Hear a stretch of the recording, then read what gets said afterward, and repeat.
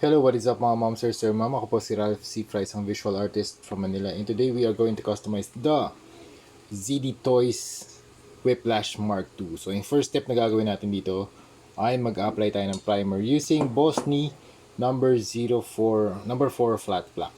Okay? So shake well, tapos babalikan ko kayo kapag nasprayan ko na si Whiplash ng around mga 2 to 3 multiple thin coats. Okay? Okay, ito na yung status ng ating Whiplash Mark II. Na-spray na natin siya ng dalawang coats of Bosny Flat Black. And pwede na tayong mag-apply ng paints all over it. Ang gagamitin natin ay Vallejo Acrylic Metal Color Gunmetal Gray para sa first level of dry brushing. Okay, for dry brushing, lagay lang natin yung paint dito sa palette and then load natin yung brush with the paint and then let's remove around 85% of the paint dito sa paper or any porous material. Tapos papahid natin dito sa action figure natin. So ang mangyayari dito pag nag-dry brush tayo, pwede yung movement ng brush circular, up and down, left and right, any movement that you want. So ang matatamaan lang dito yung mga areas na nakaangat. So yung mga areas na nakalubog, hindi na natin tatamaan. So yan, very lightly. Yan. Medyo marami pang paint, but that's okay.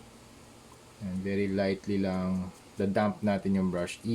So swipe natin yung brush around or on to the armor plates. Using this technique, lalabas lahat ng armor details. Okay? So yan, mas makikita natin siya dito sa harap. Try natin. Okay? Yan. Dito rin sa face.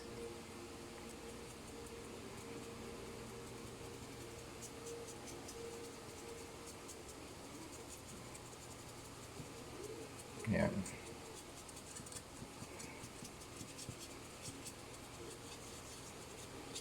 So yan, gagawin natin yan lahat sa buong surface ng action figure.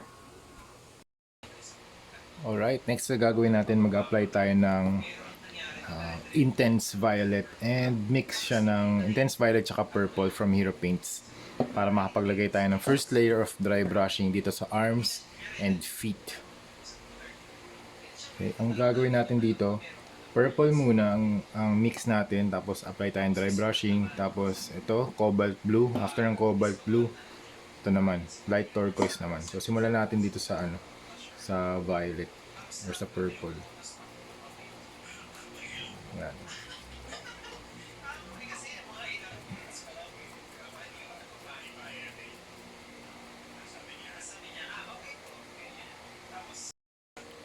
Alright, this is the first layer of dry brushing. Yan. Mas intense dito sa feet tsaka sa hands. Yan. Tapos dito sa body, mas ni-leave out ko tong part na to, yung sa gitna. Tapos sa gilid lang siya merong gradient. Tsaka dito pala sa arc reactor. Okay, next na kulay na gagamitin natin ay cobalt blue naman. Yan, from Hero Paints din. Kaya shout out to Hero Paints, super cool paints.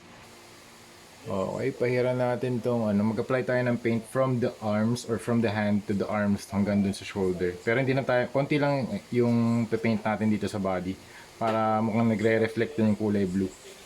Yan. Yan, paangat. Gagawa tayo ng gradient. Kasi mag-add tayo ng mga lightning effects or ng electricity effects.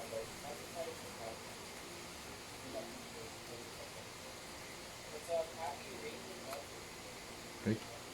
Yan. Alright, ito yung status ng ating action figure na Whiplash Mark II, and then yung next na color na gagamitin natin ay light turquoise naman. Okay, try ulit natin dito sa arms, paakyat. Yan. Kaya mas lumalabas na yung details niya. Mamaya mag-add tayo ng mga lightning effects or electric effects. Para pag-equip niya yung whip niya, mas seamless din yung design. Okay, next color naman, mix natin yung white at saka yung turquoise para makapag-add tayo ng isa pang layer of highlights. Yan. Simula ulit tayo dito sa bottom, paakyat. Alright, ito na yung status ng ating action figure na Whiplash. So you have the light color here sa arms and feet pataas. So yun yung gradient na ginawa natin. Pati dito sa chest, mas light sa gitna. Tapos mas dark kapag papalabas na yung pagpalabas na yung armor. So center, light, medium, light, color, medium tone, and dark tone. Ayan, pag ganun siya. Dito rin, light, medium, dark. Light, base coat, dark. Ganun. Ang next na gagawin natin dito, mag-apply tayo ng lightning effects. Line art na to using Armored Komodo and Hero Paints. Mimix natin yan. Alright, add na tayo ng mga lightning, mga lines. Simula tayo dito sa kanyang arms or hands. Yan. Hindi naman din part ng plan nila yung iceberg and all. Gusto lang nila lumubog yung ship for the insurance. In any case, hindi talaga totoong Titanic yung umalis sa port na pumunta ng New York. Yeah. In 1920. Kundi. So yun mga ma'am, sir, ma'am. Tapos na ang ating Whiplash Mark II Custom. Nag-add na lang ako ng mga small details dito using nagpaint ako ng lime green para ma-emphasize din yung mga small details sa kanyang mga mechanical armor parts like this, yung mga circles dyan, 1, 2, 3, kuha ko ng paint brush, ayan, dito, ayan, 1, 2, 3, dito sa mga parts na to, sa stomach nya, yung mga screws, yung mga pipes, mga circular parts dito sa shoulders, dito sa hips, and then dito sa knees, yung mga hydraulics, dito rin sa kabila sa may armpit area, back of the shoulder, yan dito rin sa likod, tapos nandito yung compartment ng LED, pati yung mga bolts and nuts pinintahan ko rin ng lime green para mas ma-emphasize sila kasi maganda talaga yung sculpt ng ZD Toys. Again, shout out to ZD Toys, sobrang ganda ng ginawa nyo dito for Whiplash. Okay, so yun lang muna ating custom for today. Ang next na custom project natin ay yung Mark II. So naka-ready na siya. Tapos ito rin, custom din natin to, Silver Centurion. Okay, so yun, again, thank you very much Laruanan for providing this action figure for unboxing, review, and customization. Sa mga next few months, Toy-Con na tayo. Next year, Toy-Con tayo. Maghahanda na rin ako ng mga products for that. Gusto ko marami tayong ma-display ng mga products and gusto ko rin magagawa ng marami para malagay natin doon sa Toy-Con, and yun, for sale lahat yun, right?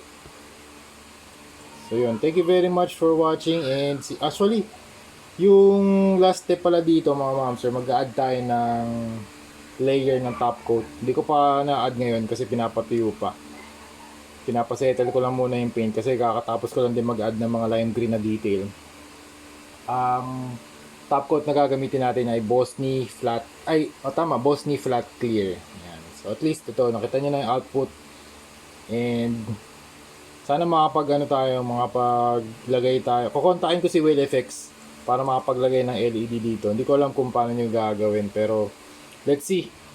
Gusto kong pailawin tong whip eh. So yun, thank you very much for watching and see you sa next video. Bye bye.